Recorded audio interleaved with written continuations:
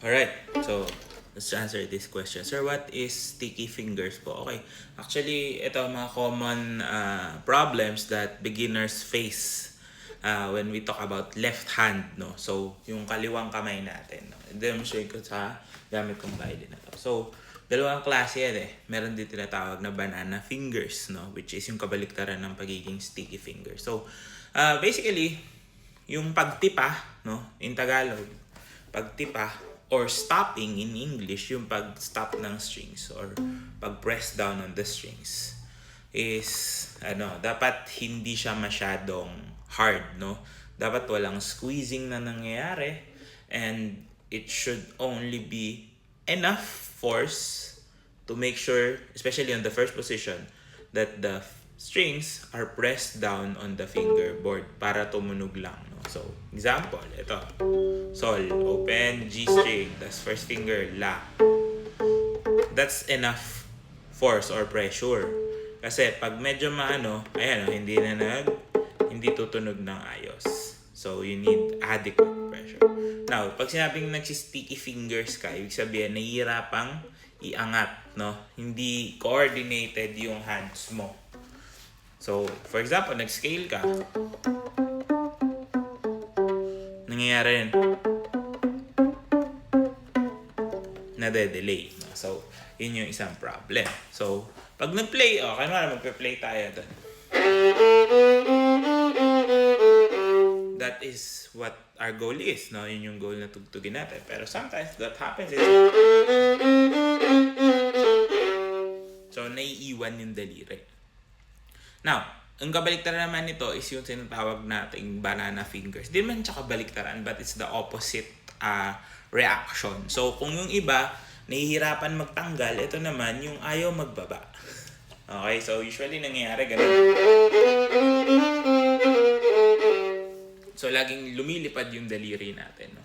It's very normal sa mga beginners. So, ano ba solusyon? No? Number 1, you don't want to think that you're going to squeeze, no? Walang squeezing motion na mangyayari when we're stopping the string.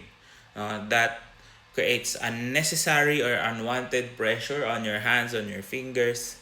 So, hindi siya maganda, no? Nagkakaroon ng tension sa kamay. So, you want to think, kasi normally, our hands want to press on itself. Ganyan, di ba?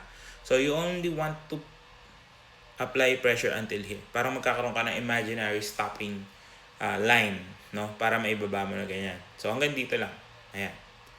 Kasi, pag ginawakan mo na yung violin mo, hanggang doon lang talaga. Diba? So, if you press down, hanggang dyan lang. Hindi natin kailangan gumanon. Kaya rin nagpo-protrude yung wrist, kaya pumapasok na ganon. It's because we want to grab, no? Or squeeze, no? Another thing you have to understand, ayun nga, is that hindi dapat sobrang squeezing. So, we rely on speed, not on squeezing. No? So, pag sinabing we rely on speed, mabilis yung pagbagsak ng fingers natin para kumapit siya. Hindi natin kailangan ng iba kasi ganito ang pag-press. No? Yung pressing natin is very, very limited lang yung movement. Actually, kailangan lagi naka-curve yung fingers natin para maiwasan natin yung banana fingers or spaghetti fingers, whatever. Kailangan laging naka-curve. And then, ready to pounce, no? Kailangan galing dito. Ayan. Kung mapapansin nyo, saan nag-move yung hand ko. Ganun mag-press. So, it's the same motion going down, pressing down, and moving up. Dito lahat ng gagaling. Mapapansin niya, hindi ako nag-extend ng fingers. It's always curved, up, down, diba? So, ganun dapat.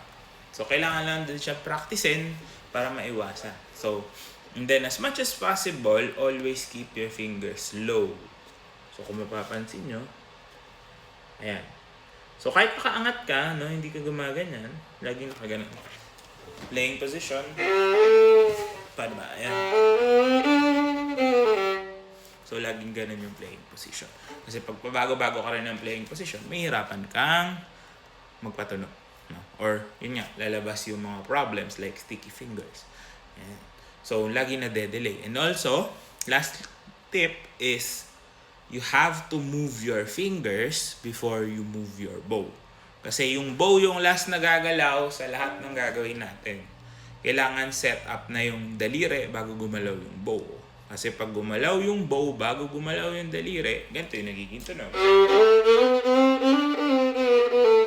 Hindi talaga sila sabay. Hindi sabay ang left and right hand natin. So yun yung tatandaan nyo. Kailangan fingers move first on the left before you move your right. Okay? Sana nakatulong to and good luck sa journey mo.